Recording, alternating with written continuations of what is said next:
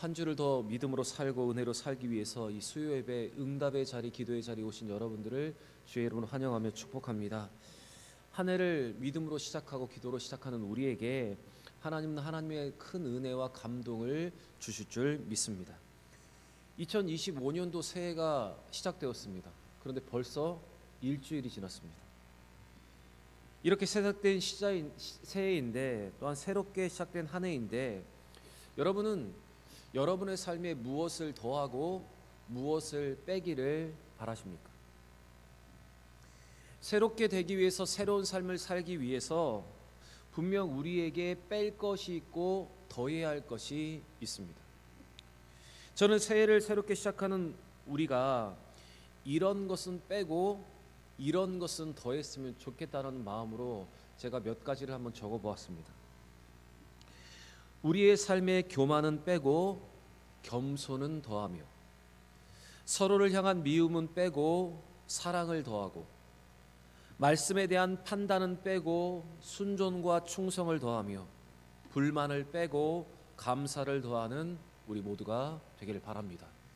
사랑하는 여러분, 오늘 이 말씀처럼 무엇을 더할 것인가, 무엇을 빼야 할 것인가를 분명히 정하고 부족했던 모든 것들이 채워지고 또한 연약했던 모든 것들이 고쳐지는 믿음의 새해가 되기를 원합니다. 2025년도 말씀과 기도로 시작한 한 해, 우리의 마음에 주님을 가득 채우는 예수로 충만한 믿음의 한 해가 되기를 바랍니다. 우리 옆에 분과 한번 이렇게 한번 인사했으면 좋겠습니다. 주님으로 우리의 삶을 채웁시다. 한번 인사하겠습니다. 주님, 다시 한번 인사하겠습니다. 뺄 것은 빼고 더할 것은 더합시다. 인사하겠습니다. 뺄 것은 빼고 더할 것은 더합시다. 우리에게 소망이 있습니다. 어떤 소망인가 하면 우리의 소망은 이 땅에 있는 것이 아니라 하늘에 있고, 우리의 소망은 지금 있는 것이 아니라 우리가 죽은 이후에 또한 예수가 이 땅에 다시 오실 때 우리의 소망이 있습니다. 우리는 구원을 기대하고 천국을 소망하면서 잠깐뿐이 이 땅을 살아가고 있습니다. 장래일을 다 알 수 없지만 우리가 분명하게 믿고 있는 것은 예수님께서 영광의 그날에 오실 때 우리도 그 영광에 함께 참여하게 된다는 그 확신, 그것이 우리의 소망입니다. 우리는 그날에 영광의 날에 완전한 빛으로 오신 그 예수의 영광에 참여하며 하나님을 대면하게 될 것입니다. 여러분, 이것이 우리의 소망입니다. 그리고 한 해를 믿음으로 더 살기 위해서 우리가 가지는 소망은 어쩌면 이 최종적인 소망을 위한 하나의 과정입니다. 오늘 함께 읽은 본문은 이 소망을 가진 자들, 마지막 날에 그 구원의 영광을 누리며 기대하는 사람들의 모습을 기록하고 있습니다. 우리가 2025년도를 기대와 소망을 가지고 살아가고 최종적인 소망을 기대하는 자들로 살아가려면 우리는 오늘 본문에 기록된 이 말씀대로 그렇게 살아가야 합니다. 첫 번째, 우리 3절 말씀을 같이 한번 읽어보겠습니다. 3절입니다. 주를 향하여 이 소망을 가진 자마다 주의 깨끗하심과 같이 자기를 깨끗하게 하느니라. 주를 향하여 소망을 가진 자들의 첫 번째 모습은 그의 깨끗하심과 같이 자기를 깨끗하게 해야 합니다. 예수님이 이 땅에 오실 때 주님은 완전한 빛으로 흠 없는 모습으로, 순전한 모습으로 이 땅에 다시 오십니다. 그때 우리가 그 영광의 잔치의 자리에 참여하려면 우리도 그분과 같은 정결함으로 살아가야 하고, 예수님과 같이 닮은 존재로, 깨끗한 존재로 살아가야 우리도 그 영광에 참여할 수가 있다는 것입니다. 마지막 날에 주님을 직접 대면하기 위해서 우리가 깨끗한 존재이어야 그 영광에 참여할 수가 있다는 말입니다. 마태복음 22장 1절부터의 말씀을 보시면 임금이 잔치 자리에 손님들을 초대합니다.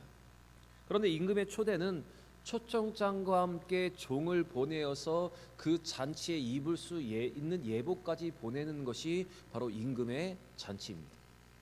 그런데 이 잔치에 예복을 다 보냈음에도 불구하고 예복을 입지 않고 들어온 자가 있었습니다. 그때 임금은 예복을 입지 않고 들어온 자를 손과 발을 묶어 바깥 어두운 데서 내어 던져 버립니다. 그러면서 예수님께서 이렇게 말씀하십니다. 청함 받은 자는 많되 택함 받은 자는 적으니라.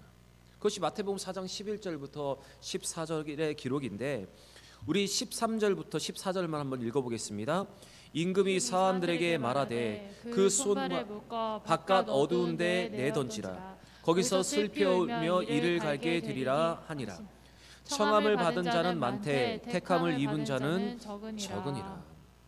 여러분, 우리도 정결한 예복을 준비하지 않고 우리에게 주신 그 예복을 입지 않으면 우리도 그 영광의 잔치에, 그 영광의 나라에 함께 참여할 수가 없다는 말입니다.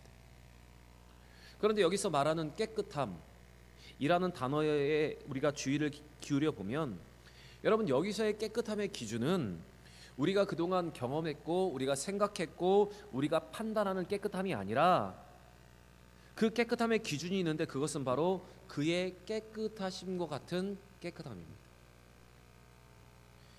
그래서 우리의 깨끗함의 기준은 바로 예수 그리스도이십니다. 예수 그리스도께서 우리의 죄를 없애기 위해서 인간의 육신을 입고 이 땅에 오셨습니다. 그리고 죄 없이 사셨고 그렇게 행하셨습니다. 그분은 삶으로 우리를 따라오게 하신 것입니다. 기준을 제시하여 주셨습니다. 자신의 삶으로, 말씀으로, 행동으로 깨끗함의 기준을 우리에게 가르쳐 주셨습니다.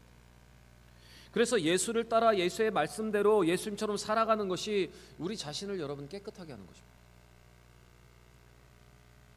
요한은 4절에서 자신을 깨끗하게 하려 노력하지 않고 육체의 욕심을 따라 죄에 짓는 자를 불법을 행하는 자들이라 말하고 있습니다. 그러므로 예수 안에 거하는 마지막 날의 소망을 가진 자들은 범죄자가 아니라, 불법을 행하는 자가 아니라 범죄하지 않는 자들입니다. 의도적으로 제멋대로 죄를 범하고 무감각하게 살지 않는 자들이 그 잔치에 참여할 수 있다는 말입니다. 이어지는 6절 말씀을 보시면 이것을 더욱더 구체적으로 이렇게 말하고 있습니다. 우리 같이 한번 6절 읽겠습니다.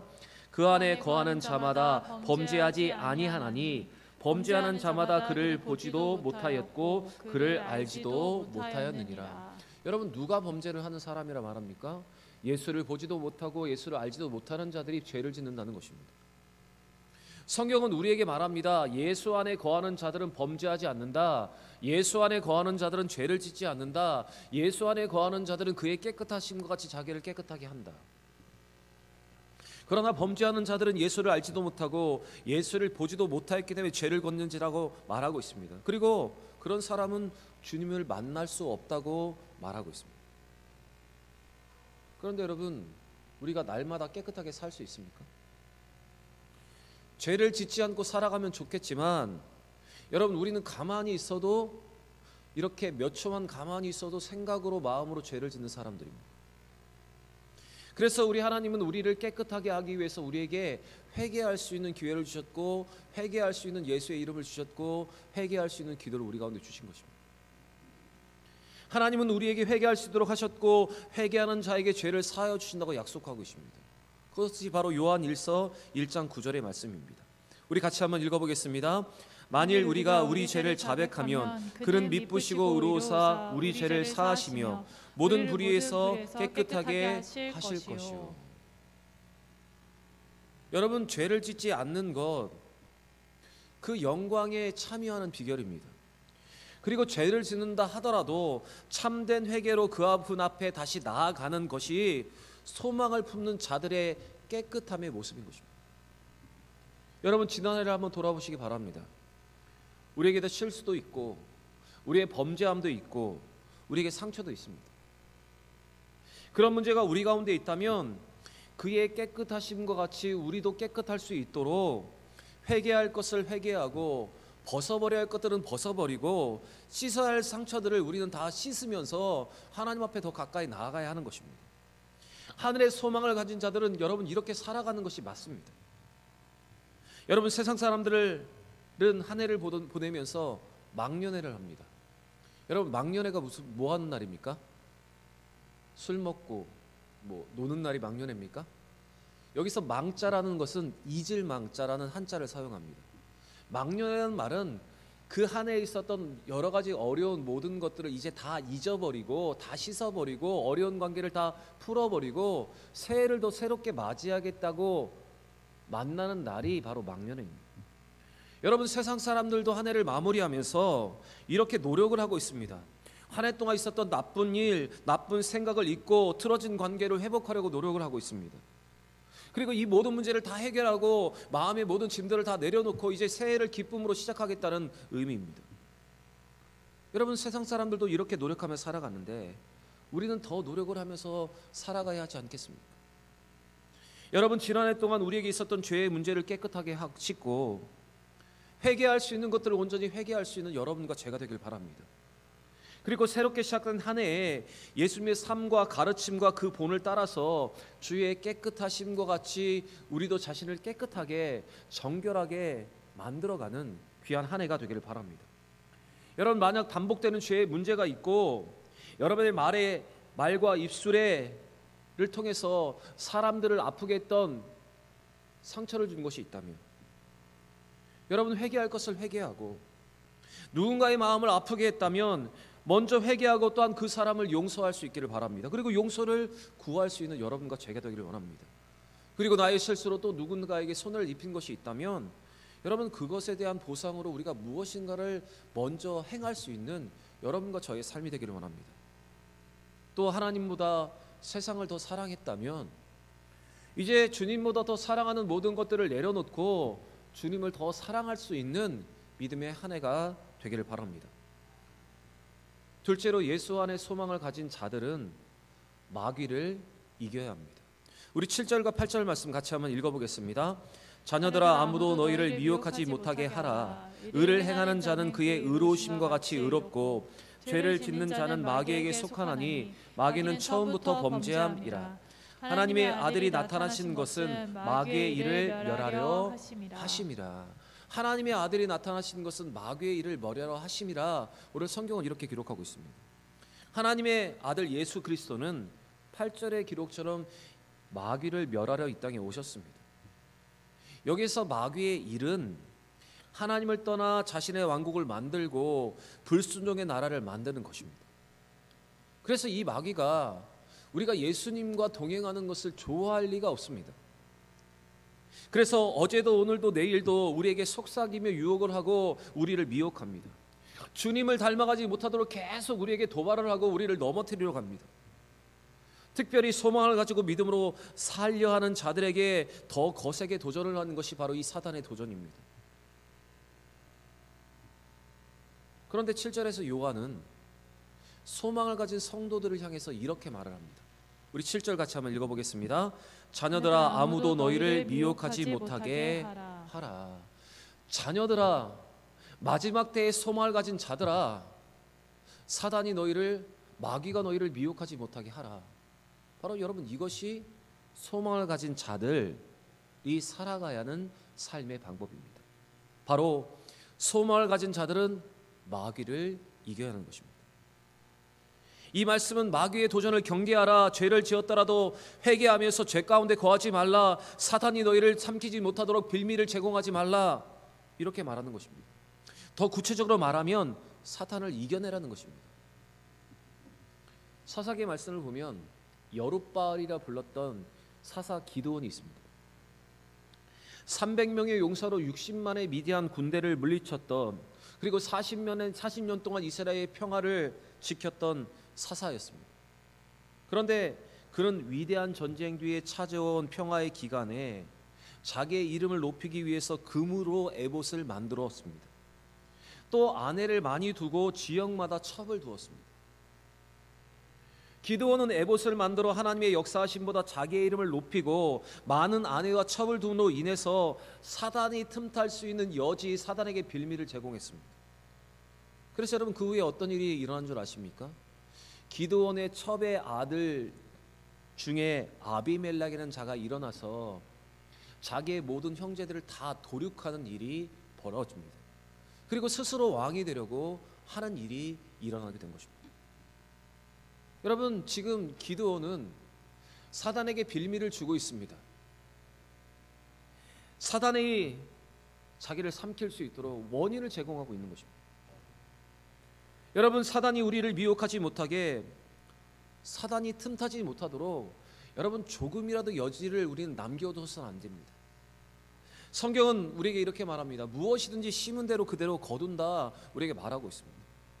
여러분, 그래서 우리는 작은 모양의 악이라도 버려야 합니다. 작은 빌미라도 사탄에게 주지 않도록 우리는 철저하게 경건한 삶을 살아가는 것입니다.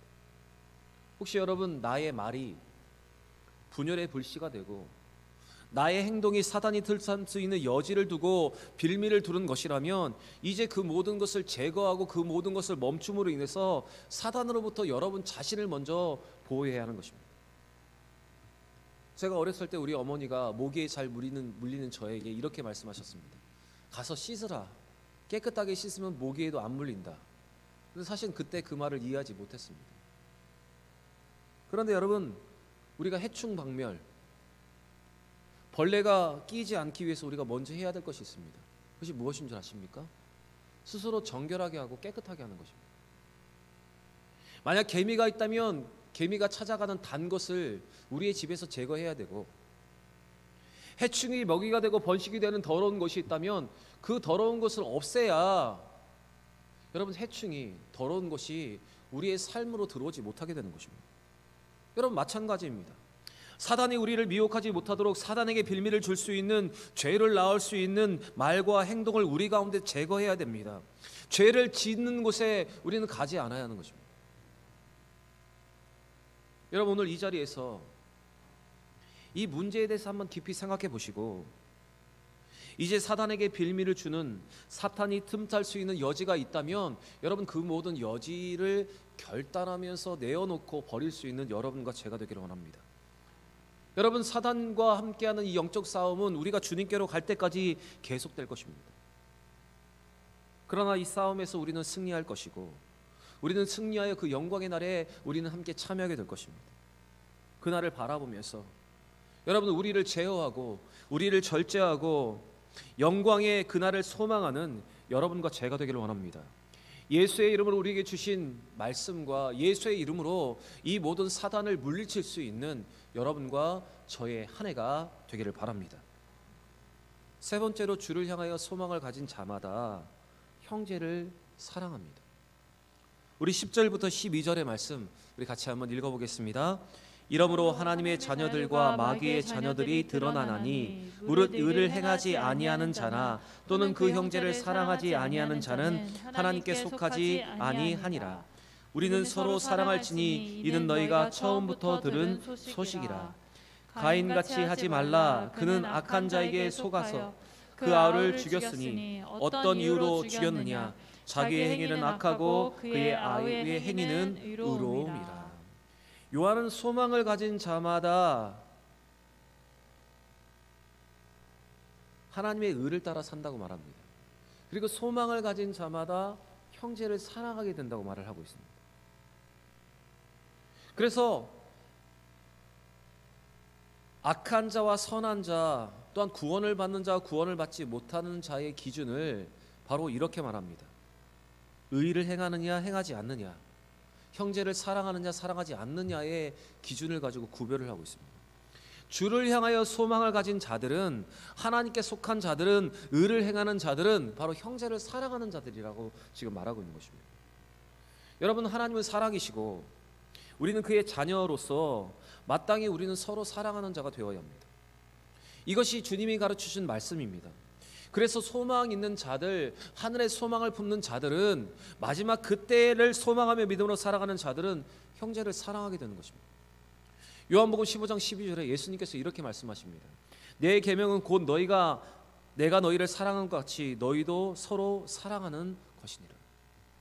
여러분, 우리의 삶에 생명의 영역과 사망의 영역이 있습니다. 형제를 사랑하는 자는 생명의 영역에 이르고 형제를 사랑하지 않는 자는 사망 안에 거하게 됩니다. 믿음의 사람에게 있어서 중요한 특징은 바로 형제를 사랑하느냐 사랑하지 않느냐로 증명이 되는 것입니다. 그리고 그 형제를 사랑하는 것은 우리가 바로 그 천국의 소망을 두며 살아가는 사람이라는 증명입니다. 여러분, 오늘 이 말씀을 듣는 우리에게 이 순간에 떠오르는 사람들이 있을 것입니다. 여러분 있지요? 있으시죠? 저도 있고 여러분에게도 있습니다. 사랑해야 하는데 사랑하지 못하는 사람들이 지금 여러분의 머릿속에 막 스쳐갑니다. 교회 안에 보면 오래된 힘든 관계들이 있습니다. 그런데 힘든 관계가 지속되면 우리도 모르게 그 상대방에 대해서 항상 부정적인 말을 하고 항상 반대 아닌 반대를 하게 되는 것입니다. 그리고 그 사람이 비어서 오늘 교회를 떠날까, 내일을 교회를 떠날까 계속 마음을 품고 살아가는 것입니다. 그런데 여러분, 여기 있는 이 공동체에서 그 문제를 해결하지 못하면 다른 공동체에 가면 그 문제가 해결됩니까? 이 공동체에서 그 문제를 해결하지 않으면 다른 공동체에 가면 거기는 다 사랑해야 할 사람들만 있습니까? 아닙니다. 하나님은 우리가 이곳에서 우리와 함께하는 사람 사이에 그 사랑을 회복하기를 원하시는 것입니다. 하늘을 향한 소망이 있는 사람, 믿음이 있는 사람의 특징은 사랑이 있어야 하는 것입니다. 예수님은 죽어가는 그 순간에도 자기를 십자가에 못 박으라고 외치는 수많은 사람들을 향해서 아버지, 저들을 용서하여 주옵소서, 저들이 하는 것을 알지 못합니다, 이렇게 기도하셨습니다. 여러분, 우리는 그 용서의 예수님, 그 사랑의 예수님을 만날 소망을 가지고 살아가는 사람들입니다. 그래서 우리가 주님 앞에 당당하게 설 수 있도록 주님 앞에 할 말이 있도록 우리는 오늘도 용서하면서 사랑하는 삶을 살아가야 하는 것입니다. 여러분, 사랑할 날도 부족한데 미워하면서 시간을 보낸다면 여러분 얼마나 안타까운 일입니까? 미워하며 살아가는 자에게 여러분 영생이 보장되어 있지 않습니다. 여러분, 우리는 매일 눈빛으로, 매일 마음으로 가인이 아벨을 죽였듯이 많은 사람을 죽이고 있습니다. 여러분, 그 미움을 중단해야 합니다. 그리고 사랑해야 합니다. 베드로전서 4장 8절에 이렇게 기록되어 있습니다. 같이 읽겠습니다. 무엇보다도 뜨겁게 서로 사랑할지니 사랑은 허다한 죄를 덮느니라. 무엇보다도 뜨겁게 사랑하라 말합니다. 그리고 그 사랑은 모든 허다한 죄를 덮는다 말하고 있습니다. 제가 오늘 이 말씀의 결론을 내리면서 여러분에게 한 가지를 제안하고 싶습니다. 우리 새해 이렇게 살았으면 좋겠다. 제가 여러분에게 이렇게 제안을 합니다. 여러분, 이 표를 보시기 바랍니다. 스탑. 무슨 뜻일까요? 스탑 컴플레인. 컴플레인이 뭐죠? 불평, 원망, 이겁니다. 여러분, 새해 우리 이렇게 한번 살아봤으면 좋겠습니다. 불평과 원망을 한번 멈춰보시길 바랍니다. 험담 금지, 평가 금지, 불평 금지.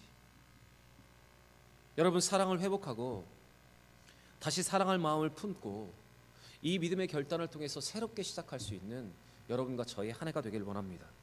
사랑하는 여러분, 새해를 믿음으로 맞이하는 우리에게 하나님이 원하시는 것은 예수님과 같이 깨끗하게 죄를 자복하고 회개하며 정결하게 서는 것입니다. 사단에게 틈을 줄 수 있는 모든 것을 버리고 사단을 이기며 아버지의 마음으로 형제를 사랑하는 것입니다. 그것을 회복하기를 하나님이 원하십니다. 오늘 이 하나님의 음성 앞에 모두 반응하여서 신앙의 순수함과 삶의 정결함과 사랑을 회복하여 다시 새롭게 2025년도 한 해를 더욱더 풍성한 한 해로 만드는 여러분과 제가 되기를 바랍니다. 사랑하는 여러분, 무엇을 더해야 합니까? 무엇을 우리의 삶에서 빼야 합니까? 이것을 분명히 깨닫고 더할 것을 더하고 뺄 것을 뺨을 통해서 더 하나님의 풍성한 은혜로 살아가는 우리 모든 대형의 성도들 되시기를 우리 구주 예수의 이름으로 간절히 축원합니다.